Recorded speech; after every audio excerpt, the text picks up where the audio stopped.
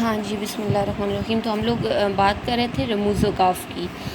رمز کے بارے میں ہم نے رموز کے بارے میں ہم نے بات کی کہ یہ رمز کی جمع ہے جس سے مراد جو ہے وہ اشارات ہیں، اور اوقاف جو ہیں وہ وقف کی جمع ہے جس کے معنی ٹھہر جانا ہے۔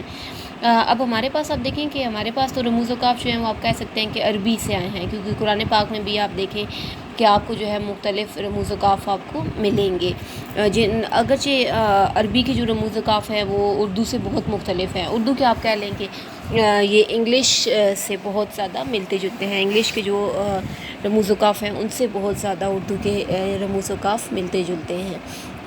اس کا مین مقصد جو ہے وہ ابلاغ کو درست اور صحیح طریقے سے پہنچانا، اور عبارت میں مختلف قسم کے نقطے اور علامات کے ذریعے سے جو آپ کا لہجہ ہے وہ پتہ چلتا ہے کہ آپ کا لہجہ جو ہے وہ کس قسم کا ہے، استفہامیہ ہے یا آپ ندائیہ ہے، آپ کسی کو بلا رہے ہیں، کسی سے سوال کر رہے ہیں کہ کہیں پہ رک رہے ہیں، کہیں پہ آپ جو ٹھہراؤ اس میں دے رہے ہیں، تو یہ سارے اس کام کے لیے استعمال ہوتے ہیں۔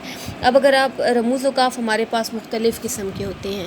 سب سے پہلے اب دیکھیں میں نے اس کا ایک چارٹ تیار کیا ہے جس کو میں نے اصطلاح جو ہے اس میں میں نے ان کا رموز و قاف کا نام لکھا ہے، پھر انگریزی نام بھی ان کے ساتھ میں لکھے ہیں، پھر اس کی علامت اس کو الگ لکھا ہے، پھر تعریف میں اس چیز کی تعریف لکھی گئی ہے، اور پھر اس کی مثال کے ذریعے سے واضح کیا گیا ہے کہ رموز و قاف جو ہیں وہ ہوتے کیا ہیں۔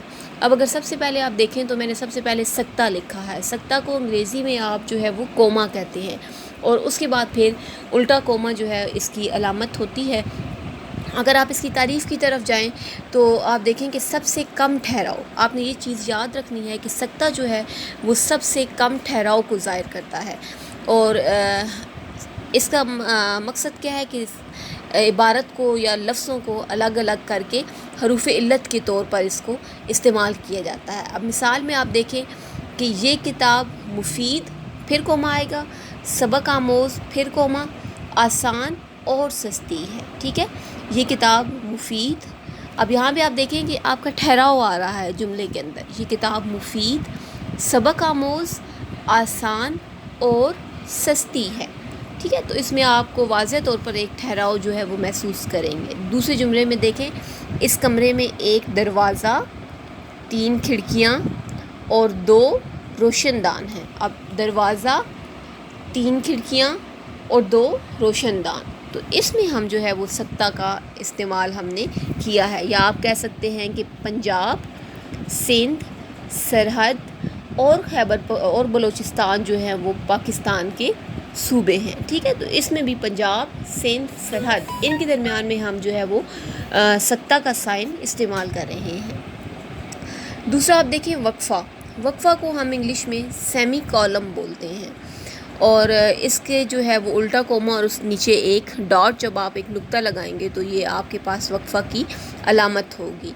جب ہم سکتہ سے زیادہ ٹھہراؤ کو ظاہر کرنا ہو، اور کسی جملہ جو ہوتا ہے، کوئی بھی ہمارے پاس جو سنٹینس ہوتا ہے، جب اس کے لمبے لمبے اجزاء کو ایک دوسرے سے الگ کرنے کے لیے استعمال کیا جاتا ہے، ٹھیک ہے۔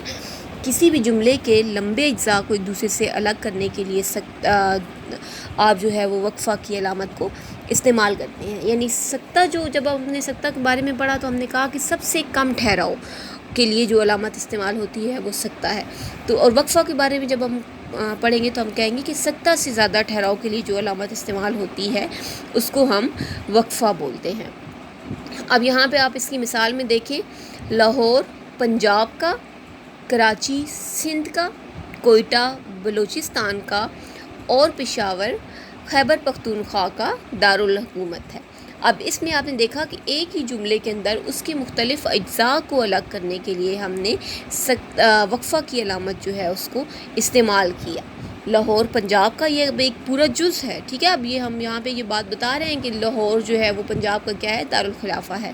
لاہور پنجاب کا، کراچی سندھ کا، کوئٹہ بلوچستان کا، اور پشاور خیبر پختونخوا کا دارالحکومت ہے۔ دوسرے جملے میں دیکھیں، احمد صبح سویرے اٹھا، منہ ہاتھ دھویا، ناشتہ کیا اور کالج چلا گیا۔ اب احمد صبح سویرے اٹھا، یہ ایک جز، منہ ہاتھ دھویا دوسرا جز، ناشتہ کیا اور کالج چلا گیا۔ تو یہاں پہ ہم جو ہے وہ پھر وقفہ کی علامت استعمال کریں گے۔ آئی تھنک سو کہ یہ آسان چیز ہے، اور آپ لوگوں کو ساتھ ساتھ اس کو سمجھنا چاہیے، اور سمجھ انشاءاللہ آپ کو آ جائے گی۔ اب تیسرا آپ دیکھیں رابطہ۔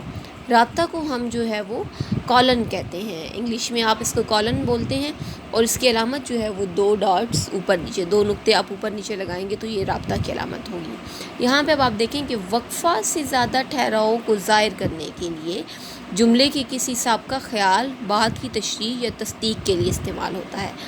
سکتہ جو تھا وہ سب سے کم ٹھہراؤ، وقفہ جو تھا وہ سکتہ سے زیادہ ٹھہراؤ، اور رابطہ جو ہے وہ سکتہ اور وقفہ دونوں سے زیادہ ٹھہراؤ کے لیے ہم رابطہ کی علامت کو استعمال کریں گے، اور انگلش میں اس کو کالن بولتے ہیں، اور اردو میں دونوں، انگلش اور اردو میں دونوں کی علامت جو ہے وہ سیم ہی ہے، 2 ڈاٹس کے طور پر ہم اس کو استعمال کرتے ہیں۔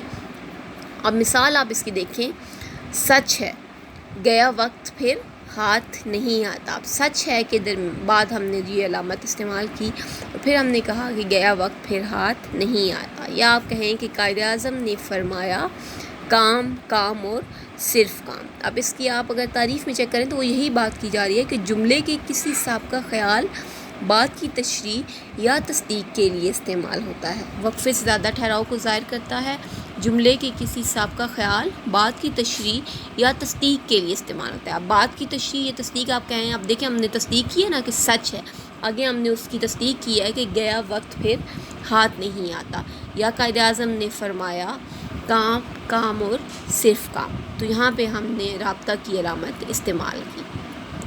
ختمہ، اردو میں جو ہے وہ ختمہ، انگلش میں فل سٹاپ، اور علامت انگلش میں جو ہے وہ صرف آپ ایک سنٹینس کے آخر میں ایک ڈاٹ کا استعمال کرتے ہیں، جبکہ اردو میں آپ ایک چھوٹی سی لائن جو ہے لکیر کھینچتے ہیں جہاں پہ آپ کا جملہ ختم ہوتا ہے۔ تو ہم اس کو کیا کہیں گے کہ مکمل اور بھرپور ٹھہراؤ کو ظاہر کرتا ہے، مکمل جملوں کے آخر میں نیز انگریزی مخففات کے بعد استعمال ہوتا ہے۔